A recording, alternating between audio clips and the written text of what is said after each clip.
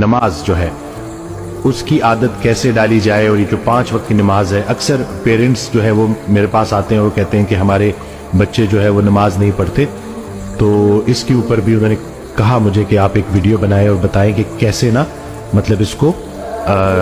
نماز کی عادت کو پکا کیا جائے۔ تو رسول اللہ صلی اللہ علیہ وسلم کی ایک حدیث ہے جس کا مفہوم ہے کہ اگر لوگوں کو نماز کے فائدے کا اور امپورٹنس کا پتہ چل جائے تو دنیا میں کوئی شخص بھی نہ ماننے والا نہ رہے، یہ اتنی ضروری ہے۔ اور نماز دراصل اللہ کی یاد ہے۔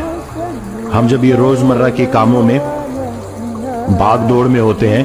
تو اس بھاگ دوڑ میں کہیں ہم اللہ کو بھول نہ جائیں، زندگی دینے والے کو بھول نہ جائیں، اس کو یاد رکھنے کے لیے صبح اٹھے، فجر پڑھی، فجر پڑھنے کے بعد اپنے کام شروع کیے، مصروفیات میں بزی رہے، پھر ظہر کا ٹائم آ گیا، پھر نماز پڑھی، پھر اللہ کو یاد کیا، پھر ظہر سے عصر تک اللہ کو یاد رکھا، پھر جیسی عصر آئی عصر پڑھی، پھر سے اللہ کی یاد تازہ ہوئی، پھر عصر سے مغرب کے بیچ میں اللہ کو یاد رکھا، اور پھر عصر سے مغرب کے بیچ میں جو اللہ کو یاد رکھا کام بھی کیے اور اللہ کی یاد بھی قائم رہی۔ پھر جب مغرب آئی تو مغرب میں پھر وہ یاد تازہ کر لی، پھر عشاء پڑھی اور عشاء کے بعد باوضو سو گئے۔ تو اس طرح سے پورا دن اللہ کی یاد قائم رہی، تو پورا کا پورا دن عبادت میں، رات کو باوضو سو گئے تو نیند عبادت میں۔